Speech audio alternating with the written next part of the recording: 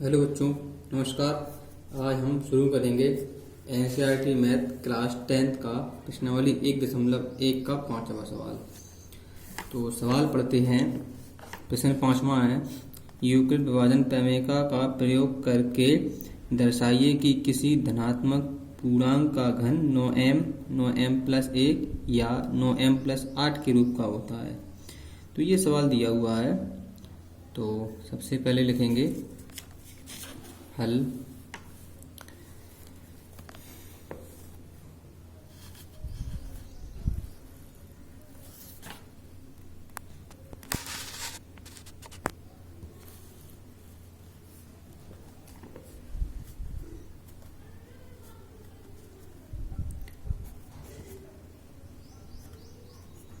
माना धनात्मक पूर्णांक ए है।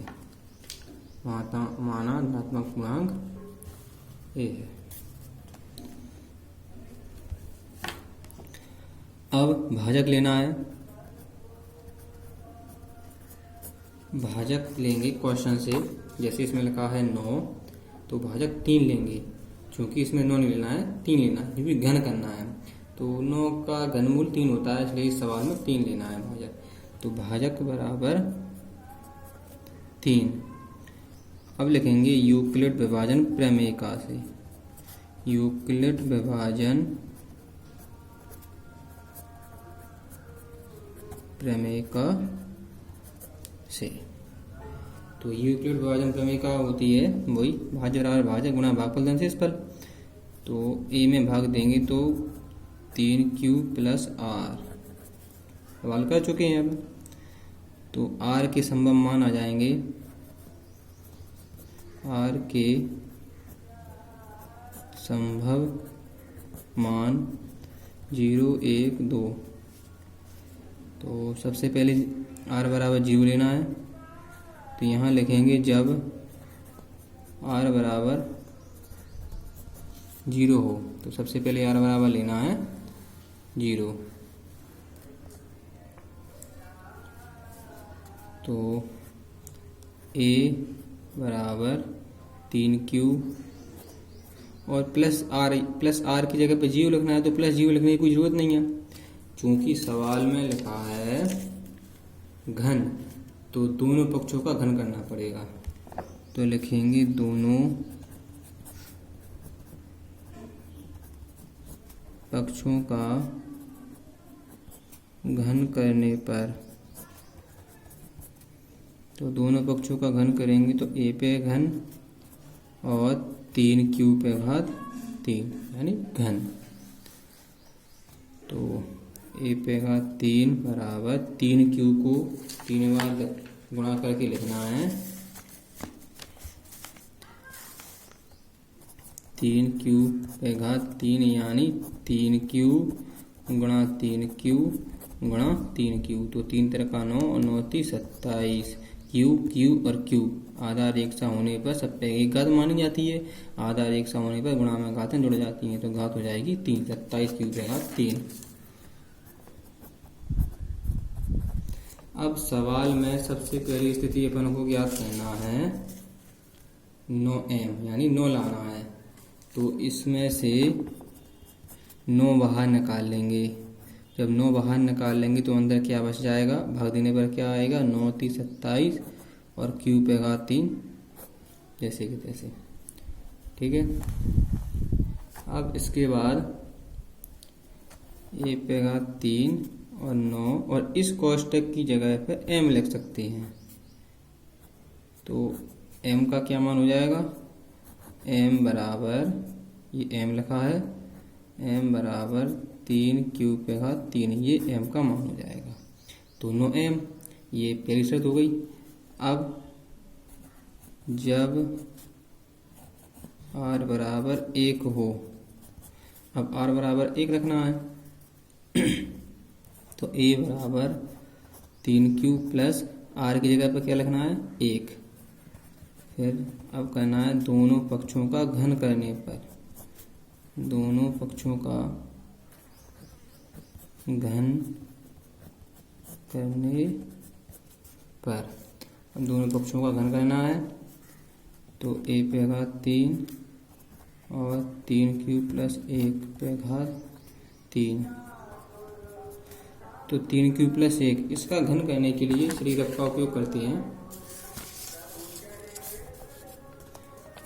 3 प्लस 1 इसका घन करना है, तो सर्व समका से करेंगे। सर्व समका होती है a प्लस बी घन बराबर होती है a पे घात 3 और 3a स्क्वायर b और 3ab स्क्वायर प्लस b पे घात 3, ये होती है। तो a का मान 3q है, इसलिए a की जगह पर 3q और घात 3 गुणा a की जगह पर 3q और घात 2, b की जगह पर 1 प्लस 3 कोई चिन्ह नहीं गुणा a की जगह पर 3q गुणा b की जगह पर 1 पे घात 3, फिर प्लस और b पे घात 3, sorry 3a square 3ab square, ये स्क्वायर आएगा b पे घात 3 यानी 1 पे घात 3। ये चलिए हल करते हैं। तो 3q को 3 बार गुणा करके लिखेंगे, 3 का 9 और 9 थी 27, 27 q पे घात 3 प्लस ये 3 का 9 हो गए, 9 थी 27 और q स्क्वायर, यहाँ भी 3 का 9 और 9q, 1 का स्क्वायर करेंगे तो 1 ही आएगा, गुणा करेंगे तो वही आएगा, तो 3 का 9q और 1 का घन करेंगे तो 1 ही आएगा।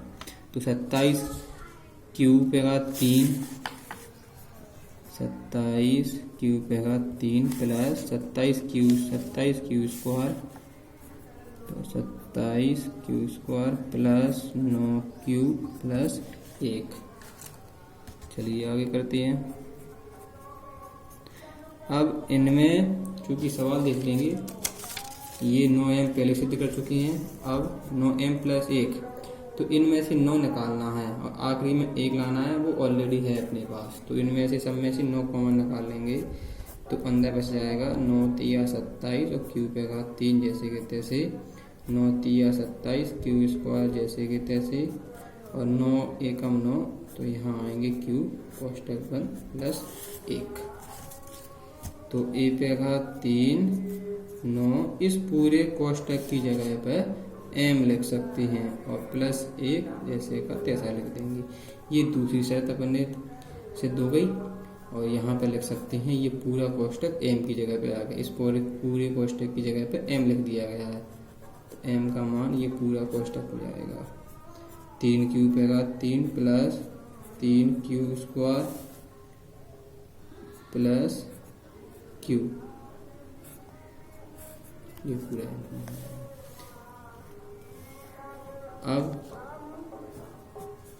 जब r बराबर 2 हो, अब r की जगह पर 2 लिखना है, तो a बराबर 3q प्लस 2, तो दोनों पक्षों का घन करने पर, दोनों पक्षों का घन करने पर, अब ये दोनों पक्षों का घन करना है, तो a पे घात 3 और 3q प्लस 2 पे घात 3, a पे घात 3 बराबर, इसको भी रख कर समझ लेते हैं,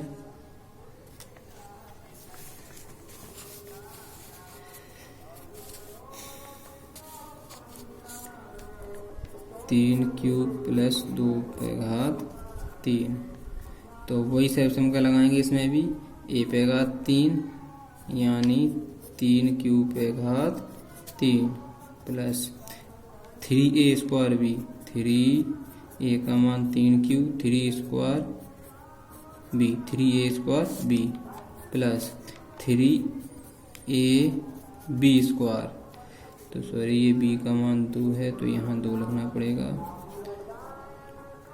ठीक है। 1 पे घात 3 plus 3a square b, 3a b square यानी 2 पे घात 2, 3a b स्क्वायर, b का मान 2 है, प्लस b पे घात 3 यानी 2 पे घात 3। चलिए तो 3q को 3 बार गुणा करेंगे, 3 का 9, 9 × 27 क्यूब प्लस ये 3 तरह का 9, 9 3 27, 27 दूनी 54 होते हैं।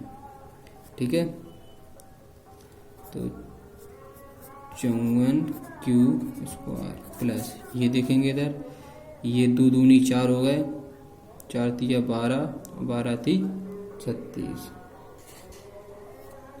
तो ये 36 क्यूब प्लस 2 को 3 में गुणा करेंगे, 2 दूनी 4, 4 दूनी ये 8 हो जाएंगे।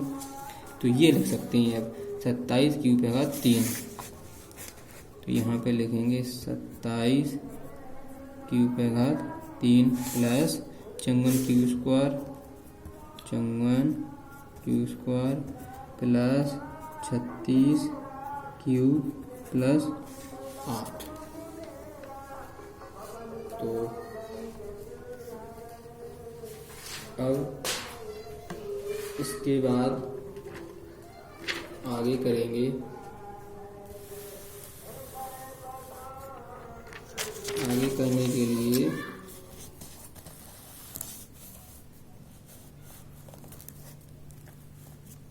ये लिख लेते हैं इधर